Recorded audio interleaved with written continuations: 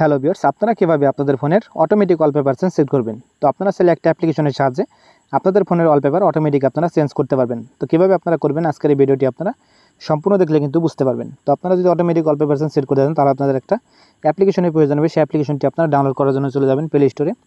তো আমি চলে যাচ্ছি প্লে স্টোরে। তো প্লে স্টোরে যাওয়ার পর দেখতে পাচ্ছেন এখানে লেখা আসবে অটো ওয়ালপেপার চেঞ্জ। তো আপনারা এখান থেকে এটাতে ক্লিক করে দেবেন, লিখে সার্চ করবেন। আপনারা সার্চ করে দেওয়ার পর দেখতে পাচ্ছেন এখানে একটা অ্যাপ্লিকেশন চলে আসবে। আপনার অ্যাপ্লিকেশনটির লোগো দেখে নেবেন, লিখে দেওয়ার পর আপনার অ্যাপ্লিকেশনটি ডাউনলোড করবেন এবং ডাউনলোড করার পর আপনারা চলে যাবেন অ্যাপ্লিকেশনের মধ্যে।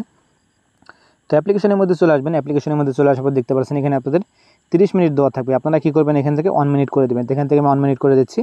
করে দেওয়ার পর দেখতে পাচ্ছেন এই দুইটা যে টিক মার্ক আছে, আপনারা এখান থেকে দুইটা যে টিক মার্ক দিয়ে দিবেন। দিয়ে দেওয়ার পর আপনারা এখান থেকে কী করবেন, দেখতে পাচ্ছেন এখানে অ্যালবাম লেখা আছে। আপনারা এখান থেকে অ্যালবামে ক্লিক করে দেবেন। এখান থেকে আমি অ্যালবামে ক্লিক করে দিচ্ছি।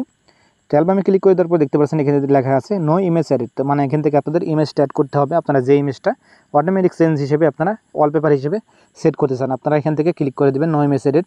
আপনারা এখানে ক্লিক করে দেবেন। তো ক্লিক করে দিচ্ছি এখানে আমি। তো ক্লিক করে দেওয়ার পর দেখতে পাচ্ছেন এখানে প্লাস আইকন চলে আসবে। আপনারা এখান থেকে প্লাস আইকনের পর ক্লিক করে দেবেন। তো প্লাস আইকনের পর ক্লিক করে দেওয়ার পর দেখতে পাচ্ছেন লেখা আছে এখানে অ্যাড ফোল্ডার। তো আপনারা এখান থেকে অ্যাড ফোল্ডারে ক্লিক করে দেবেন। তো এখান থেকে আমি অ্যাড ফোল্ডারে ক্লিক করে দিচ্ছি। অ্যাড ফোল্ডারে ক্লিক করে দেওয়ার পর দেখতে পাচ্ছেন এখানে অ্যালাউ যাবে। আপনারা এখান থেকে অ্যালাউতে ক্লিক করে দেবেন। অ্যালাউতে ক্লিক করে দেওয়ার পর আপনাদের যেই সকলে ফোল্ডারের মধ্যে পিকচারগুলো থাকবে সেই ফোল্ডারগুলো এখানে শো করবে। আপনারা যে ফোল্ডারতে নিতে যাচ্ছেন আপনারা সেই ফোল্ডারটা এখান থেকে নিয়ে নেবেন। এখান থেকে উপরে যে ফোল্ডারটা আছে সেই ফোল্ডারটা আমি সিলেক্ট করে দিচ্ছি। সিলেক্ট করে দেওয়ার পর এখান থেকে আমি ব্যাগে ক্লিক করে দিচ্ছি। তো ব্যাগে ক্লিক করে দেওয়ার পর দেখতে পারবেন এখানে কিন্তু আপনাদের যে ফোল্ডারগুলো মানে যে ফোল্ডারের মধ্যে যে পিক্সেলগুলো ছিল সেই পিক্সেলগুলো কিন্তু এখানে চলে আসবে। দেখতে পাচ্ছেন পিক্সেলগুলো কিন্তু চলে এসেছে। তো এখন আপনারা কীভাবে অটোমেটিক ওয়ালপেপার হিসেবে আপনারা সেট করবেন, সেট করার জন্য দেখতে পাচ্ছেন এখানে লাল বলে একটা মানে বাটন ইনেবল বলে একটা বাটন আছে। আপনারা এখান থেকে ইনেবল বাটনে ক্লিক করে দেবেন।